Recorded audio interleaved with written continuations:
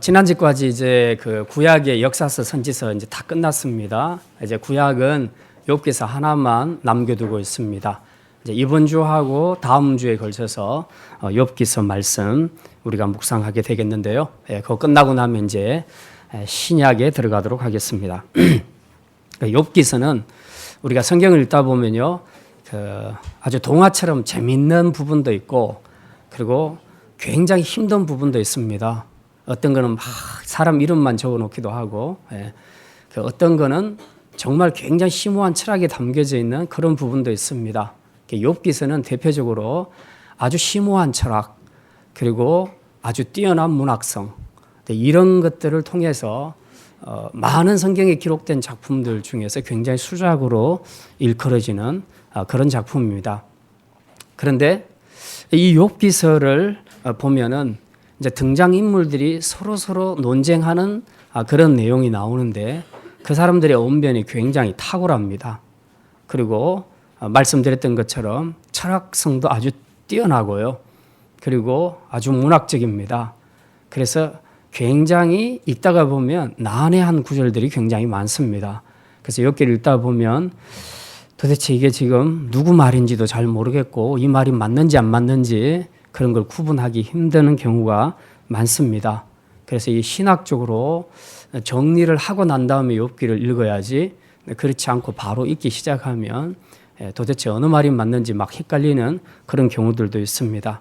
예전에 한번 제가 가이드를 나눠드렸는데 그걸 보시면서 읽으시면 도움이 되겠습니다. 자, 욥기 줄거리는 우리가 잘 알지만 간단하게 제가 말씀을 드립니다. 시대적으로는 창세기 시대, 그러니까 아브라함, 야곱, 이삭, 이 족장들이 살았던 이 시대에 해당되는데, 다른 땅에서 살았던 욥입니다. 그 사람이 지금으로 말하자면 아주 삼성 대재벌에 해당되는 그런 아주 거부였습니다. 이제 이 사람이 물질만 많은 것이 아니라 자녀도 아들, 딸, 도합 10명의 자녀를 거느리고 살았습니다. 그리고 믿음도 아주 좋은 사람이었습니다. 그러니까 한마디로 하나님 앞에 엄청 축복을 받고 산 그런 전형적인 복받은 사람의 모형이라고 볼 수가 있습니다. 자, 이랬는데 어느 날 이 집에 아주 큰 사건, 충격적인 사건이 일어나게 됩니다. 그래서 스바 족속들이 와서 이 사람이 가지고 있는 모든 재산들을 전부 다 탈취해 가버립니다. 그리고 자녀들도 남김없이 다 죽여버립니다. 남은 것은 욥하고 아내 둘만 남았습니다. 재산도 다 잃고 자녀들도 다 잃고 완전히 알거지가 되는 그런 상황에 찾아옵니다. 그런데다가 나중에 욥이 또 피부병까지 들어서 막 기와 조각으로 자기 피부 그 가려움을 긁어야 되는 이제 그런 상황까지 왔죠. 인간이 겪을 수 있는 최고의 그런 고난의 자리에 서게 됐습니다. 이제 이 상황에서 친구들이 찾아와서 위로를 하는데, 이 친구들이 위로해 주는 말이 뭐냐 하면, 야, 너가 지금 이런 재난을 당하는 것은 너 죄 때문이야. 그러니까 너 죄를 회개해. 죄가 없으면 이런 벌을 받을 수가 없어. 그래서 이제 죄를 회개하라고 그렇게 말합니다. 그래서 오히려 친구들의 말이 욥에게는 위로가 되는 것이 아니라 정죄가 되는 것이죠. 그래서 욥이 생각해 보니까 너무 억울한 거예요. 자기는 하나님 앞에서 죄 짓고 산 적이 없는데, 그런데 죄 때문에 이 고난을 받게 됐다니까 너무 억울한 거예요. 그래서 계속해서 변론을 합니다. 절대 나는 그렇지 않다. 나는 억울하다. 내 이 억울함은 하나님이 다 아신다. 그러면서 계속 변론을 합니다. 그랬더니 이 친구들이 돌아가면서 계속해서 욥에게 대해서 공격을 합니다. 그래서 욥이 한번 대답하면 한 친구가 공격하고, 또 대답하면 또 다른 친구가 공격하고, 그래서 3대 1로 논쟁을 벌이고 마지막에는 엘리후라는 사람까지 등장해서 이제 이 논쟁에 가세하게 되지요. 그래서 모두 5사람, 이 5사람의 논쟁이 계속되는 것이 욥기서입니다. 그러니까 욥기서 줄거리 자체는 굉장히 간단한데 그런데 이 5사람의 주고받는 논쟁 속에 굉장히 중요한 신학적인 주제들이 나타나 있습니다. 이제 그걸 세 가지로 요약을 할 수 있는데 첫 번째는 바로 기복 신앙입니다. 그러니까 우리 그리스도인들이 인간이 종교 생활을 할 때 어떤 대가를 바라지 않고 순수하게 신을 섬길 수 있겠는가? 아마 이 문제로 고민을 하신 분들도 많이 있을 겁니다. 인간이 신을 섬길 때에 축복이나 대가를 바라지 않고 순수하게 섬길 수 있겠는가 하는 이 문제, 이걸 기복신앙이라고 말합니다. 이 기복신앙의 문제를 다루고 있고요. 두 번째로는 하나님이 정말 세상을 다스린다면 왜 의인이 고통을 받는가? 악한 사람이 벌을 받아야 되는데 왜 의인이 고통을 받고 있는가 하는 이 주제를 또 다루고 있고요. 그 다음에 마지막으로는 인간사에 일어나는 모든 일들은 항상 인과응보의 법칙으로만 이루어지는가. 그러니까 욥의 친구들은 그렇게 말했죠. 너가 이렇게 벌 받는 것은 너 죄 때문이다. 이건 인과응보죠. 예. 지금 이 세 가지 주제를 가지고 아주 치열하게 논쟁을 벌이는 것이 욥기서입니다. 그러니까 우리는 사실 욥기서 줄거리보다는 욥기서 안에서 다루고 있는 이 신학적인 주제에 대해서 관심을 가져야 됩니다. 이게 우리 인생과 그리고 그리스도인의 신앙생활을 통찰하는 데 있어서 굉장히 중요한 기준을 제시하고 있기 때문에 그렇습니다. 그래서 오늘은 이걸 전부 다 다룰 수는 없고요. 첫 번째로 이 기복신앙에 대해서 좀 생각을 하려고 합니다. 오늘 말씀의 제목을 보면 까닭 없이 하나님을 경외하리까. 제가 이렇게 말씀을 잡았습니다. 이게 무슨 말씀일까? 무슨 뜻일까? 이제 오늘 욥의 신앙을 생각하면서 이 기복 신앙에 대해서 함께 말씀을 생각하려고 합니다. 제가 설교를 할 때 항상 세 대지로 말했는데요. 최근에 와서 두 대지로 하니까 사모님이 너무 좋아하더라고요. 그래서 계속 지원하겠다고 앞으로도 두 대지로 했으면 좋겠다고 그렇게 말씀해서 제가 오늘도 두 대지로 결정을 했습니다. 첫 번째 욥의 신앙은 조건 없는 신앙이었다. 한번 따라합시다. 조건 없는 신앙. 욥을 보면 굉장히 재산도 많았고 그리고 아들, 딸 도합 10명의 자녀를 거느린 굉장히 축복받은 그런 사람이었습니다. 그런데 이 사람이 하루아침에 망하게 되거든요. 완전히 알거지가 됩니다. 그런데 왜 이런 고난이 찾아왔는가? 이제 욥기서를 쭉 읽어보시면 우리 오늘 본문 7절부터 읽어봤는데요. 거기 보면 욥에게 이런 고난이 찾아온 경위가 자세히 나타나 있습니다. 하나님께서 사단에게 이렇게 말합니다. 내 종 욥을 유위에서 봤느냐? 세상에 이 욥과 같이 온전하고 정직하여서 하나님을 경외하는 사람은 없다라고 하나님께서 욥을 굉장히 자랑스럽게 생각을 하십니다. 그랬더니 이 사단이 반박을 합니다. 9절에 우리 9절 말씀 같이 한번 읽겠습니다. 사탄이 여호와께 대답하여 이르되 욥이 어찌 까닭 없이 하나님을 경외하리까? 욥의 이야기는 사탄의 이야기는 욥이 하나님을 경외하는 것은 까닭이 있습니다. 이유가 있다는 겁니다. 그 이유가 뭐냐? 10절에서 밝히고 있습니다. 10절 같이 읽습니다. 주께서 그와 그의 집과 그의 모든 소유물을 울타리로 두르심 때문이 아니니까 주께서 그의 손으로 하는 바를 복되게 하사 그의 소유물이 땅에 넘치게 하셨음이니이다. 무슨 말입니까? 욥이 하나님을 경외하는 것은 한마디로 하나님께서 욥에게 복을 듬뿍 주셨기 때문에 이 복이 너무 좋아서 욥이 하나님을 경외하지 않을 수 있겠습니까? 그러니 만약에 지금이라도 하나님께서 그 주신 복을 전부 거두어 가시면 욥이 어떻게 변하겠습니까? 어떻게 변할지 11절 같이 읽겠습니다. 이제 주의 손을 펴서 소유물을 치소서 그리하시면 틀림없이 주를 향하여 욕하지 아니하겠나이까. 사단은 자신을 합니다. 자신을 하기를 하나님 한번 욥에게 주신 복을 거두어 가보십시오. 가지고 있는 거 다 한번 쳐보십시오. 그러면 욥이 어떻게 반응할지요?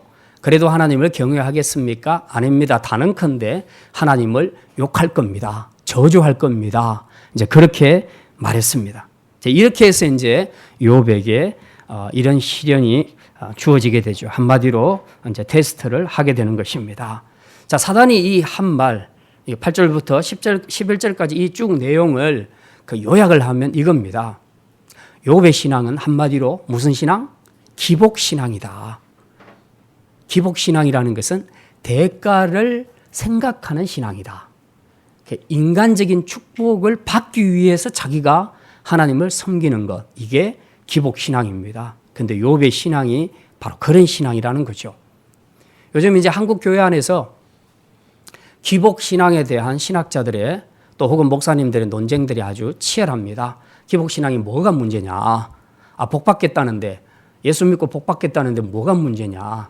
그럼 복 받는 것이 잘못됐단 말이냐? 이렇게 해서 이제 논쟁들이 아주 치열합니다. 물론 하나님께서 주시는 복은 세상적인 복만이 아니라 영적인 복, 다 모든 것을 포함합니다. 왜냐하면 하나님은 복의 근원이시기 때문에 구약 백성들한테도 복을 이야기할 때에 항상 이 육신의 복도 함께 약속을 주셨습니다. 그러니까 네가 내 말에 순종하면 네가 들어가도 복 받고 나가도 복 받고 내 떡반죽 그릇이 복 받고 내 우양과 새끼가 모두가 다 복을 받을 것이라고 얘기했을 때 그건 세상적인 축복을 이야기하는 것이죠. 분명히 그렇게 말씀을 하고 있습니다. 그럼에도 불구하고 이 기복신앙이 왜 문제냐 하는 거죠. 오늘 본문에 보면 사단도 지금 이 기복신앙이 굉장히 문제라고 생각을 했다는 겁니다. 그러니까 지금 이 욥의 신앙을 평가절하하지요. 비방할 때에 하나님 욥의 신앙은 순수하지 않아요. 아주 불순합니다. 동기가. 자기가 복 받으려고 하나님 섬기는 거 아니에요. 하나님께서 그만큼 복 주시니까 복 주시는 분한테 당연히 섬기는 거 당연하지요. 그러니 이 욥의 신앙은 기복신앙입니다. 사단이 이렇게 말했다는 것은 사단도 기복신앙을 지금 본질적으로 옳지 않은 신앙으로 보고 있다는 얘기지요. 그러니까 우리가 기복신앙의 논쟁은 더 할 것도 없습니다. 사단이 일단 이 기복신앙을 평가절하하고 있고 순수하지 못한 신앙으로 보고 있다 하는 것을 우리는 분명히 알 수가 있습니다. 그러면 이제 이 기복신앙이 아니면 뭐냐? 그럼 진짜 예수 믿고 복 받는다라고 얘기했을 때 그 복이 의미하는 것이 뭐냐 하는 거죠. 자, 우리는 이 복음에 대해서 생각할 때 항상 이 물질만 생각할 것이 아닙니다. 진짜 복된 소식, 가스펠, 복음이라는 것은 진짜 인간에게 최고의 복이라는 것은 세상적으로 내가 성공하고 돈 많이 벌고 높은 위치에 올라가는 것, 그것에 한정되는 것이 아니고요. 본질적으로 중요한 복음의 핵심은 하나님과 나와의 사이가 깨어졌었는데 이 파괴된 관계를 다시 회복하는 것입니다. 그래서 하나님과의 관계가 회복이 돼서 내가 영원한 생명을 얻고 그리고 하나님의 형상을 회복해서 이제 정말 사람이 원래 하나님이 사람을 창조하실 때 그 모습으로 돌아가는 거죠. 그래서 사람답게 사는 것, 그리고 피조물의 자리에서 자기를 지으신 하나님을 찬양하며 경배하도록 원래의 자리로 되돌아가는 것, 이게 복음이라는 겁니다. 이것 때문에 예수님이 이 땅에 오셔서 십자가에서 우리를 대신하여 죽으신 것입니다. 그런데 우리는 예수 믿고 복 받는다고 하면 이런 하나님과의 깨어진 관계를 회복하는 쪽보다는 예수 믿고 내가 어쨌든지 돈 많이 벌고 부자 되고 높은 자리에 올라가고 이것만 자꾸 생각하니까 결국 문제가 되는 것이죠. 그래서 언젠가부터 우리 기독교가요, 세상의 무속 종교처럼 자꾸 복만을 강조합니다. 부자 되고 성공하고 막 이런 치유받고 이런 것만 계속 생각을 하는 겁니다. 그리고 그것이 복음인 것처럼 자꾸 그렇게 가르치다 보니까 결국 어느덧 기독교도 세상의 무속 종교처럼 그렇게 전락하고 말았다는 것입니다. 그러니 이제 이렇게 되면 어떤 현상이 일어나겠습니까? 예수 믿고 복 받는다, 성공한다, 부자 된다, 뭐 이제 만사가 형통한다, 이런 공식을 가지고 계속 움직이기 시작하게 되면 그거 믿고 들어온 사람들이, 교회 들어온 사람들이 예수를 믿었는데 보니까 별로 나아지는 것도 없어요. 그리고 오히려 때로는 욥처럼 어려움도 막 찾아옵니다. 그럼 이게 뭐냐? 당신이 전도할 때 나한테 얘기했던 거하고 다르지 않냐? 예수 믿으면 복 받는다고 했는데 왜 이런 일이 없냐? 라고 얘기하고 교회를 나가도 할 말이 없는 겁니다. 요컨대 기복신앙이라는 것은 뭐냐 하면 예수를 믿긴 믿는데 조건부다. 내가 복을 받는다는 조건이 전제돼야 된다. 그래야 내가 믿는다. 그게 바로 기복신앙이라는 거죠. 그러니 이걸 참신앙이라고 할 수 있겠는가? 자, 우리가 조금만 더 깊이 생각해 보면 이 기복신앙이 단지 물질의 문제가 아니라는 것을 우리가 알 수 있습니다. 자, 예컨대 이렇습니다. 신앙이라는 것은 뭡니까? 신앙이란 건, 종교라는 것은 인간이 신을 섬기는 것을 종교라고 얘기합니다. 그런데 이 기복신앙을 보면 인간이 신을 섬기는 것이 아니라 신이 인간을 섬깁니다. 인간의 욕망, 인간의 소원 빌면서 기도하는 거, 그거 다 들어줘야 돼요. 그러니까 마치 이 알라딘과 마술 램프에 나오는 것처럼, 나오는 그 지니처럼 그렇게 소원만 빌면 다 들어줘야 돼. 그 여러분이 기도 제목 가지고 기도하는 제목들을 한번 보십시오. 그 대부분 육신의 것들인지 영적인 것들인지, 그 육신의 것을 구하는 것이 잘못됐다는 얘기가 아닙니다. 제 이야기는. 육신의 것을 다 구했는데 다 안 들어주시면 삐질 거 아닙니까? 그죠? 그래서 실제로 그렇게 삐지는 경우가 되게 많습니다. 근데 그랬을 때에 그 기도하는 그 마음 중심에 뭐가 있냐 하는 거죠. 하나님, 나 이거 필요해요. 나 저거 갖고 싶어요. 꼭 주셔야 돼요. 계속 그렇게 윽박지르면서 하나님 앞에 간절히 기도를 합니다. 근데 진짜 하나님께서 이 사람한테 예배를 받으려면 소원을 들어줘야 되잖아요. 안 들어주면 삐져서 나가니까. 그러니까 소원 들어줘야 되죠. 그러면 누가 왕입니까? 사람이 왕이죠. 하나님은 종이죠. 인간의 소원을 들어주는, 협박에 못 이겨서 계속 그 소원을 들어줘야 되는 그런 종에 불과하게 된다는 것입니다. 결국 인간과 하나님과의 관계는 주도권을 하나님이 가지셔야 되는데 기복신앙에서는 인간이 주도권을 가집니다. 그래서 나 한번 보고 당신이 나한테 복 주면 내가 교회 다니고, 복 주면 내가 당신 믿고, 복 주면 내가 헌금하고, 그리고 복 안 주면 나 당신 안 믿을 거야. 그럼 주도권 누가 가지고 있습니까? 자기가 가지고 있는 거죠. 하나님은 힘을 못 쓰는 거예요. 그렇게 되면. 이건 종교가 아니잖아요. 이건 참 신앙이 아니지요. 기복신앙의 문제점은 바로 이겁니다. 항상 복 받는 것을 전제로 강요하는 것입니다. 이게 되지 않으면 안 믿겠다는 거죠. 근데 이게 문제라는 것입니다. 제가 고등학교 다닐 때 정말 저는 모태신앙이기도 하지만 고등학교 다닐 때 굉장히 열심히 신앙생활을 했습니다. 이미 고등학교 때 저는 주일학교 교사 생활을 했습니다. 근데 굉장히 열심히 섬기고, 그리고 심지어 고3 때에도 다른 학생들은 주일날 교회 안 나왔어요. 공부하기 바쁜데, 입시인데 어떻게 주일날 가냐고 안 나왔습니다. 저는 주일 나갈 뿐만 아니라 교사도 다 했고요. 하루 종일 교회에 있으면서 예배하고 기도하고 말씀 전하고 이런 거 다 했습니다. 그러면서도 공부도 죽으라고 열심히 했습니다. 그런데 대학교 시험을 쳤는데요. 제가 원하는 대학교 떨어졌어요. 그런데 예배 빠지고 공부한 애들은 됐어요. 그래가지고 제가 시험에 든 것이 아니라 교인들이 시험에 들었습니다. 네. 도대체 이게 무슨 일이냐. 다른 애들은 다 떨어져도 쟤는 하나님이 지켜주실 줄 알았어. 그건 제가 떨어져 버린 거야. 저도 심란해 죽겠는데 교인들이 이제 난리가 난 거예요. 도대체 이게 무슨 일이냐. 그러면 이제부터 우리 애들 다 주일날 빠뜨리고 그냥 공부하러 보내야 되겠다. 이런 얘기가 막 나오는 거예요. 아주 난리가 났었습니다. 저도 모르겠어요. 상황을 해석을 못 하겠는 거예요. 아주 엄청 삐졌습니다. 그래가지고 하나님, 이건 말도 안 됩니다. 지금 보십시오. 정말 전도가 되게 하려면 저 같은 사람이 척척 붙어야 되지 않겠습니까? 인류대학에. 나 지금 신앙적으로나 학업적으로나 최선을 다했습니다. 그런데 어떻게 이런 결과를 주실 수 있습니까? 그럼 이제 뭐라고 할 겁니까? 이거 하나님 대단히 잘못 판단하신 겁니다. 제가 너무 화가 나가지고요. 제가 그때까지 교회를 결석해 본 적이 없어요. 어릴 적부터. 결석해 본 적이 없는데 2주간 결석을 해버렸어요. 자리에 누워가지고 완전 삐진 거예요. 네.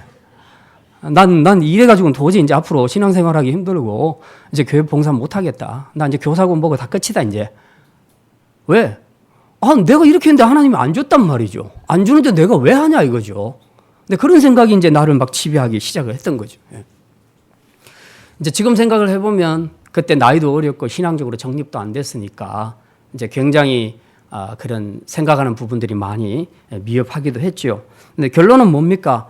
어리든 나이가 많든 관계없이 우리가 신앙생활할 때 우리 안에 자기도 모르게 자기가 뭔가 하나님을 위해서 교회를 위해서 열심히 하면 거기에 대한 어떤 대가가 주어질 것이라는 어떤 그런 생각을 하고 있다는 겁니다. 우리 안에서. 이제 이런 것들이 발전하게 되면 결국은 이게 기복신앙이 된다는 거죠. 그러니까 해주면 하고 안 해주면 나도 안 해. 이제 이런 거죠. 이제 욥의 입장에서 볼 때 그렇잖아요. 정말 하나님께서 자랑할 만한 그런 믿음의 사람이었는데 지금 하나님께서 이 복을 딱 거두어 가시고 완전히 이 큰 재앙 속에 빠뜨리시니까 욥의 입장에서 얼마나 하나님을 원망하기 좋겠습니까? 원망하고 불평하고 충분히 그럴 수가 있죠. 예. 근데 이제 우리가 생각해 봐야 될 것은 이런 조건부 신앙, 하나님이 뭘 해주셔야만 되고 안 해주면 난 안 해 하는 이런 조건부 신앙, 이런 기복 신앙, 예. 이것을 우리가 어떤 관점에서 풀어야 되겠는가 하는 거죠. 하나님과 우리 관계는 조건부 관계가 아닙니다. 하나님과 우리 관계는 생명의 관계고 사랑의 관계입니다. 그렇기 때문에 우리는 조건 없이 이유 없이 까닭 없이 욥처럼 여호와를 경외하고 섬겨야 하는 것입니다. 내가 혹 열심히 했는데도 시험에 떨어졌다 하더라도 그것 때문에 난 못하겠다가 아니라 그것과 전혀 관계없이 나와 하나님은 생명으로 맺어진 관계입니다. 예수 그리스도 때문에. 사랑으로 이루어져가는 관계입니다. 그렇기 때문에 우리가 나 이것 때문에 못해 저것 때문에 못해라고 말하는 것은 잘못된 신앙이라는 것이죠. 우리가 부부관계도 그렇고 부모와 자식 관계도 그렇습니다. 이거 조건의 관계가 아니거든요. 만약에 자식이 부모에게 효를 다할 때에 부모가 나한테 물려줄 재산이 얼마인가를 계산을 해보고 나한테 물려줄 재산이 있다라고 생각하면 그때부터 효를 한다.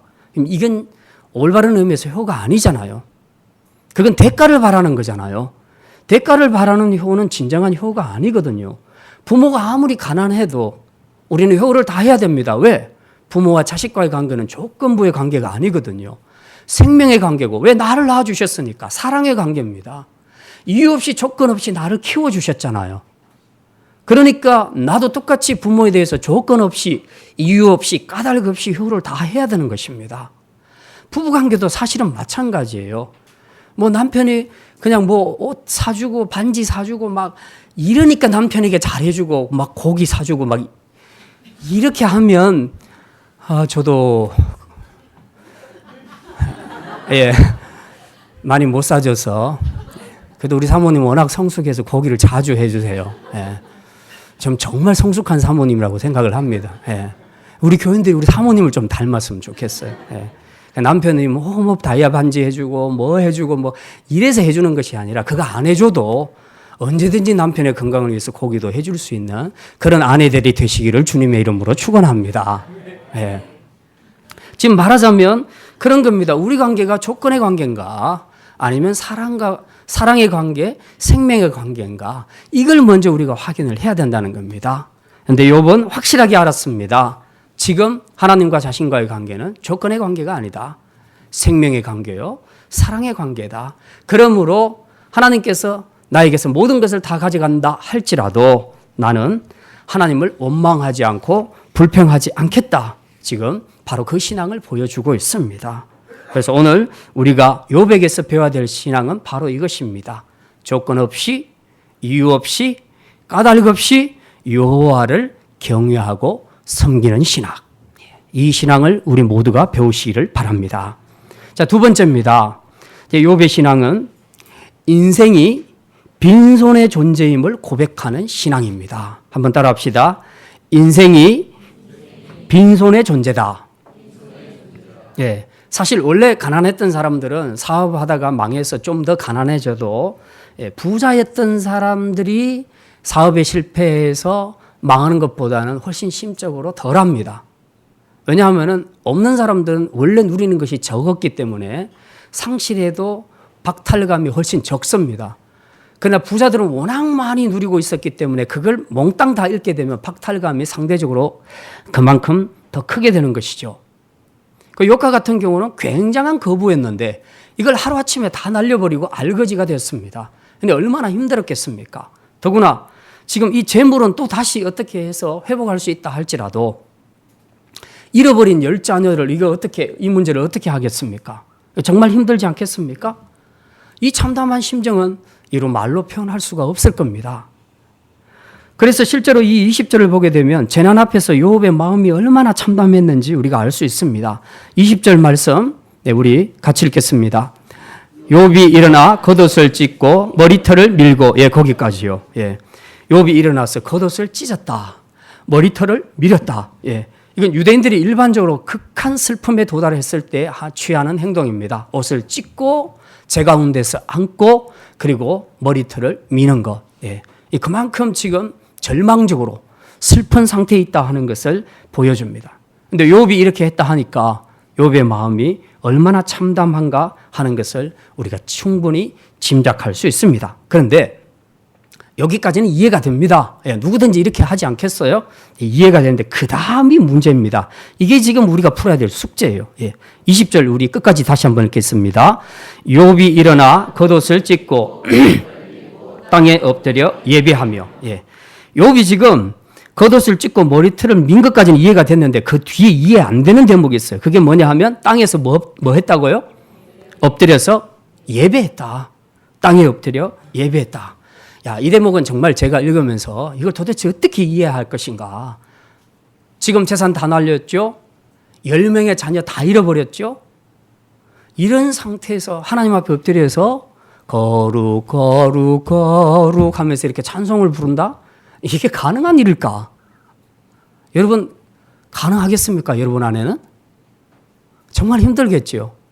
제가 읽으면서 이건 정말 담기 힘든 부분이구나. 제가 그렇게 생각했습니다. 어떻게 이럴 수가 있을까? 이런 절망적인 상황에서는 하나님 앞에 예배한다는 것은 굉장히 어려운 일입니다. 오히려 예배는커녕 우리가 하기 쉬운 것은 이런 절망적인 상황을 주신 하나님을 원망하고 불평하기가 훨씬 더 쉽죠. 훨씬 더 그게 쉽다는 것입니다. 사실 살면서 우리가 겪게 되는 여러 가지 고난들, 고통들이 있을 수 있는데 그런데 이 욥과 비교해 보면요. 비교가 안 돼요. 비교가 안 됩니다. 회사가 부도나서 경제적으로 다 무너집니다. 집안이 완전히 파산이 됩니다. 세월호 사건 때에 그 자기 자녀 한 명만 죽어도 진짜 몇 달 동안 식음을 전폐하고 그렇게 힘든 생활을 보내고 있지 않습니까? 근데 욥은 그 모든 재산 다 날려버렸어요. 말하자면 대기업이 부도난 겁니다. 자기 것도 못 챙겼어요. 거기다가 10명의, 한 명도 아니고 10명의 자식들이 다 죽어버렸습니다. 그러니 이거 어떻게 감당할 수 있겠습니까? 정말 제정신으로 견뎌낼 수 없는 상황이죠. 그런데 이 상황에서 예배했다? 이게 정말 이해할 수 있겠는가? 그래서 어떤 분은 이 대목을 보고 욥이 드디어 미쳤구나. 이제 그렇게 해석하시는 분들도 있다는 거죠. 근데 욥은 오늘 21절의 고백을 보니까 절대로 미친 것이 아니었다. 욥은 이 절망의 순간에도 아주 뚜렷하게 하나님을 향한 자신의 순전한 신앙을 고백하고 있습니다. 어떻게? 21절. 이제 다음 주 요절 말씀입니다. 우리 같이 읽겠습니다. 이르되 내가 모태에서 알몸으로 나와 싸운즉 또한 알몸이 그리로 돌아갈지어라. 주신 이도 여호와시요 거두신 이도 여호와시오니 여호와의 이름이 찬송을 받으실지니어다 하고 모든 것을 박탈당한 모든 것을 상실한 그런 상황 속에서도 욥이 고백한 것은 이겁니다. 내가 본래 알몸으로 왔다. 내가 원래 빈손으로 온 존재였다. 이걸 고백했다는 겁니다.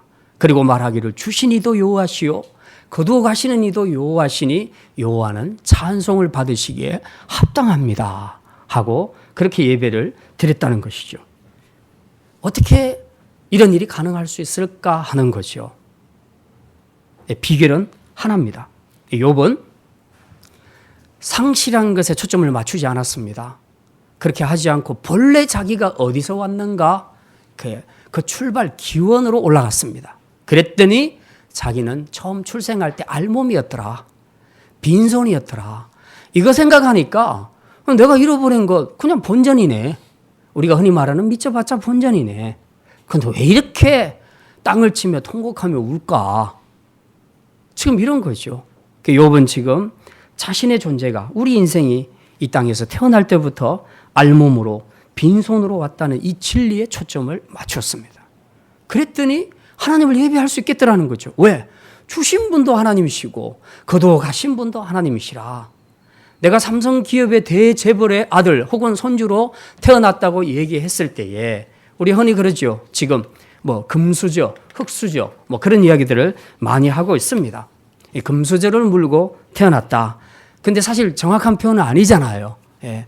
삼성기업의 손주들이 태어날 때 응애하고 날 때 금수저 물고 나옵니까? 근데 그렇지는 않죠. 걔네들도 다 알몸으로 태어났습니다. 태어난 이후에 금수저를 잡은 것뿐입니다. 예.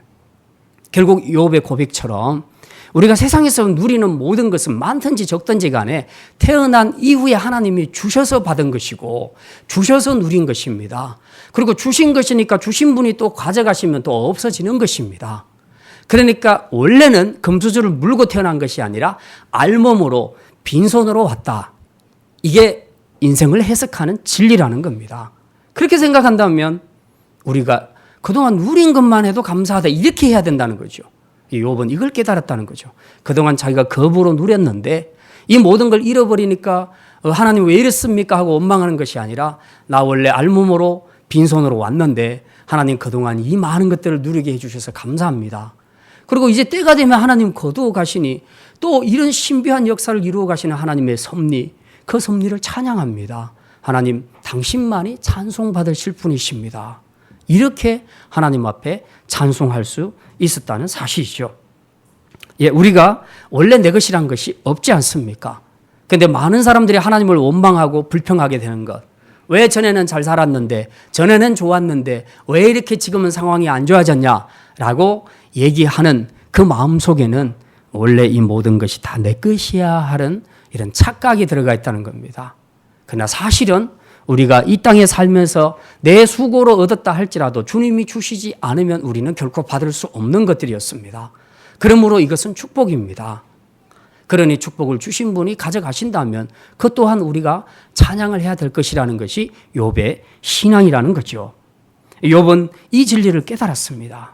그러니까 원망하고 불평하지 않고 하나님 앞에 아멘하고 찬송을 했던 것입니다. 오늘 우리가 빈손의 존재라는 것을 깨닫고 우리가 어떤 어려운 상황에 있다 할지라도 우리는 다 잃어도 본전이라는 것을 기억하시기를 바랍니다. 우리는 절대 손해보는 인생이 아니다. 처음부터 우리는 빈손으로 왔는데 그동안 누린 것도 다 하나님이 주신 선물이었다.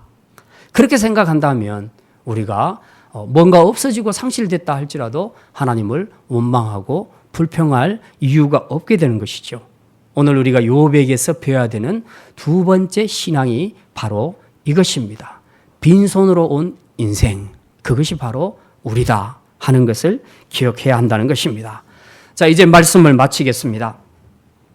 경제적으로나 가정적으로나 또 교회 공동체 생활에서나 전반적으로 삶이 힘든 때입니다. 모든 것이 내 마음대로 되지도 않고 하나님이 내 뜻대로 움직여주는 것 같지도 않고 그리고 이런 상황에서는 정말 내가 계속 신앙생활을 해야 될 것인가? 나에게 별로 유익도 안 되고 내가 섬김에 대한 보상도 주지 않는데 내 소원도 이루어주지 않는 그 하나님 앞에서 내가 계속해서 섬기고 봉사해야 할 것인가 하는 회의가 들 수도 있을지 모르겠습니다. 그러나 오늘 분명히 우리는 욥을 통해서 이걸 깨달아야 됩니다. 하나님과 우리의 관계는 조건의 관계가 아니라는 사실입니다. 하나님과 우리의 관계는 생명의 관계고 사랑의 관계입니다. 이미 예수 그리스도 안에서 우리는 그분의 자녀가 되는 엄청난 은혜를 입었습니다. 그러므로 이제는 우리가 어떤 대가를 바라고 하는 것이 아니라 그냥 예수 그리스도 때문에 내가 하나님의 자녀가 되었으니 자녀니까 이유 없이 까닭 없이 조건 없이 하나님을 섬기는 것이 맞고 하나님께서 이유 없이 까닭 없이 우리를 사랑해서 자기의 아들을 내어주시기까지 사랑하셨다면 우리는 더더욱이 하나님 앞에 계산하지 말고 상황 보지 말고 나에게 뭐가 안 주어진다고, 내 마음대로 안 된다고 우리가 그렇게 하나님 앞에 우리의 원망과 불평을 내놓을 것이 아니라 이제는 나하고 상황과 전혀 관계없이 하나님, 당신은 나의 아버지십니다. 나의 사랑하는 하나님이십니다. 이 사랑의 관계, 이 생명의 관계를 우리가 인식한다면 어떤 어려운 상황 속에서도 우리는 끝까지 하나님 나라를 위하여서 섬길 수 있는 일꾼으로 서갈 수 있게 될 것입니다. 그래서 우리가 욥에게서 이런 신앙을 배워서 이제 하나님 앞에 우리가 좀 더 견고하게 바르게 서는 일꾼들이 되기를 원합니다. 이제 마지막으로 한 가지 꼭 말씀드리고 싶은 것은 지금 여러분이 겪고 있는 여러 가지 물질적인 혹은 마음의 고통, 고난이 있다 할지라도 그것이 해결 안 된다 할지라도 너무 낙심하거나 좌절하지 마시기 바랍니다. 지금 우리가 겪고 있는 고난이 절대 우리 인생의 결론이 아님을 믿으시기를 바랍니다. 하나님께서는 이 고난을 통해서 우리가 더 성장하게 하시고 마지막에는 우리에게 최고의 축복을 허락해 주실 줄 믿습니다. 이 믿음으로 좀 어렵고 힘들겠지만 사단의 속삭임에 빠져서 원망하고 넘어지는 삶을 살지 말고 우리 아버지 되시는 그 하나님의 사랑을 믿고 끝까지 조건 없이 이유 없이 까닭 없이 요 하나님만을 경외하고 섬기며 나아가는 그런 성숙한 믿음의 성도들이 다 되시기를 주님의 이름으로